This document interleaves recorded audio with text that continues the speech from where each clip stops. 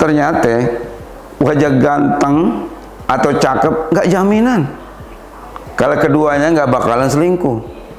Buktinya kemarin ada beberapa kasus artis yang ketahuan selingkuh yang heboh di layar kaca. Nah, aneh mau nanya nih, kalau ada kasus perselingkuhan, apakah kasus tersebut bisa masuk dalam kasus hukum?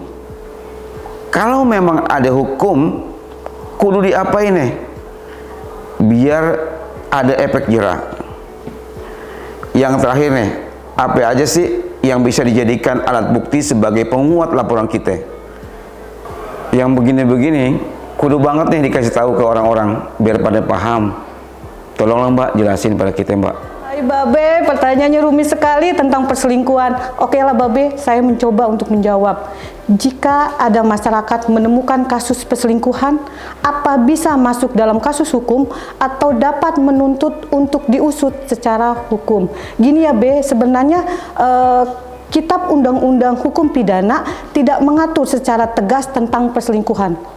Tetapi dalam Kitab Undang-Undang Hukum Pidana atau KUHP mengatur apabila seorang istri atau suami melakukan hubungan seksual atau persitubuhan dengan wanita lain atau pria lain, maka perbuatan tidak senonoh tersebut dapat dikatakan sebagai perselingkuhan, yang juga termasuk dalam perbuatan zina dan dapat disebut juga pidana genda, overspel, dan dianggap sebagai perbuatan melawan hukum.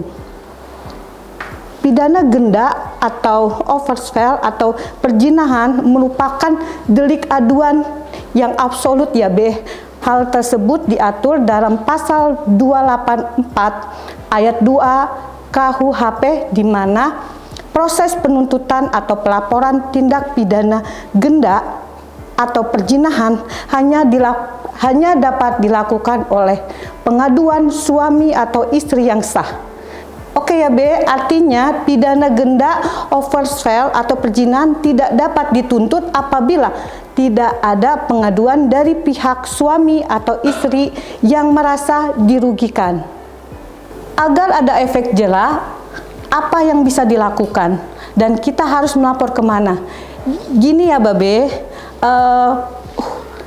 pertanyaan Babe tentang perselingkuhan itu hanya tidak diatur secara tegas dalam Kitab Undang-Undang Hukum Pidana. Yang mengatur secara tegas itu di pasal 284 Kitab Undang-Undang Pidana, mengatur suami atau istri yang sah yang melakukan perzinahan dengan orang lain hukumannya 9 bulan. Dan untuk masyarakat itu hanya dapat memberikan sanksi sosial kepada orang atau pelaku yang melakukan perzinahan.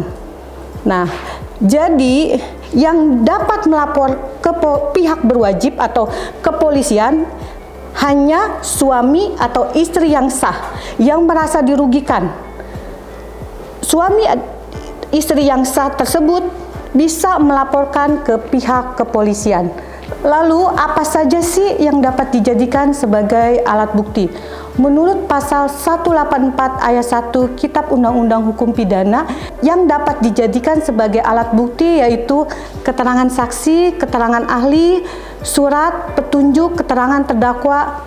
Selain alat bukti tersebut tidak menuntut kemungkinan dapat menggunakan bukti-bukti elektronik berupa informasi elektronik atau dokumen elektronik sebagaimana diatur dalam pasal 5 ayat 1 Undang-Undang ITE Junto Putusan MK nomor 20/PUU/14/2016, misalnya foto, video, chat, dan lain sebagainya. Perlu diperhatikan bahwa bukti-bukti perselingkuhan tersebut harus mengarah pada persitubuhan, perzinahan agar memenuhi unsur pasal 284 Kitab Undang-Undang Hukum Pidana. Mungkin itu saja yang bisa saya sampaikan ya B. Semoga Babe dan sahabat BPHN dapat tercerahkan. Terima kasih.